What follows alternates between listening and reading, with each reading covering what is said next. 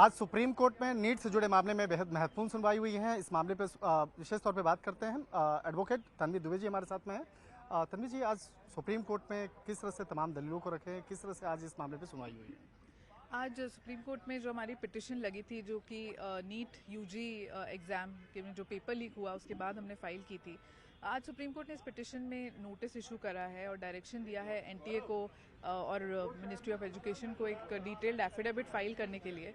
Chairperson को भी direction दिया है डिटेल्ड एफिडेविट फाइल करने के लिए कि जो उनके पहले के डायरेक्शंस हैं, जो कमेटी के डायरेक्शंस हैं, जो कोर्ट के डायरेक्शंस हैं, उन डायरेक्शंस को किस हद तक कंप्लाई किया गया है वो एक्सप्लेन करते हुए ये एफिडेविट की मांग करी है। जो हमने भी पिटिशन में उन सारी चीज़ों का जिक्र करा था डिटेल्ड वे में, दैट सुप्रीम कोर्ट ने 2024 में ही ये इशू सुना था, बहुत डिटेल्ड व्यू लिया था, जिसमें डायरेक्शंस पास करे गए थे इस कोर्ट के relating to a transparent mechanism, क्योंकि ये एग्ज़ाम ना केवल लाखों बच्चों का करियर का सवाल है बल्कि फ्यूचर हेल्थ केयर सिस्टम का भी सवाल है। ये हमने पिटिशन में भी लिखा है। एंड इसमें जो सुप्रीम कोर्ट के डायरेक्शंस थे उसमें उनने जो कमेटी यूनियन ऑफ इंडिया ने बीच में बनाया था, जो मैटर पेंडिंग था, उसके स्कोप को भी इन्हांस करा था।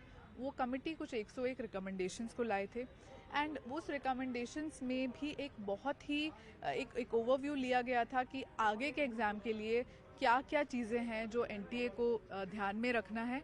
ऑर्डर में भी स्ट्रिक्ट कंप्लायंस के बारे में रेफरेंस था। तो आज की जो हियरिंग है उसमें भी हमने यही बोला कि 23 लाख बच्चों ने एग्ज़ाम दिया था। तो एक बहुत बड़ा क्वेश्चन आता है कि क्योंकि अब एग्ज़ाम की डेट अब अनाउंस हो गई है, जो कि 21 जून है, not even 1 month from now, तो क्या फिर से ऐसे इंसिडेंसेस रिपीट नहीं हो सकते? ये एक बहुत बड़ा क्वेश्चन आता है। तो तन्वी जी, मैं आपकी याचिका देख रहा था, यहाँ तक कि आप एनटीए को भी भंग करने की बात हो रही थी कि जिस तरह से इल्ज़ाम लग रहा है, इल्ज़ाम को ध्यान में रखते हुए आपने उसको भंग करने की मांग किया।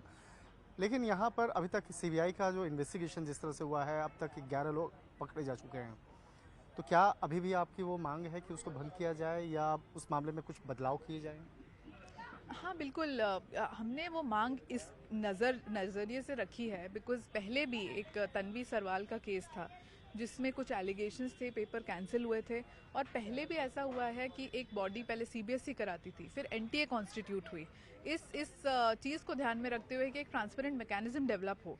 पर क्योंकि इतने सारे जो बैक टू बैक मुद्दे हर साल उठते हुए आ रहे हैं, इसलिए हमने उसमें मांग करी है कि इस बॉडी का रिकॉन्स्टिट्यूशन कोर्ट के द्वारा हो, बिकॉज इसमें लाखों बच्चों के करियर का सवाल है, पूरे फ्यूचर हेल्थ केयर सिस्टम का सवाल है।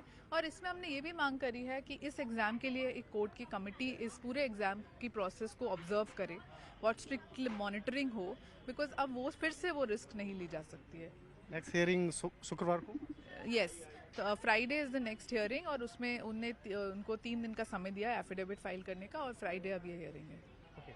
निश्चित रूप से कह सकते हैं कि तकरीबन 23 लाख से ज़्यादा छात्र छात्राओं ने नीट पे इस पर परीक्षा में भाग लिए थे।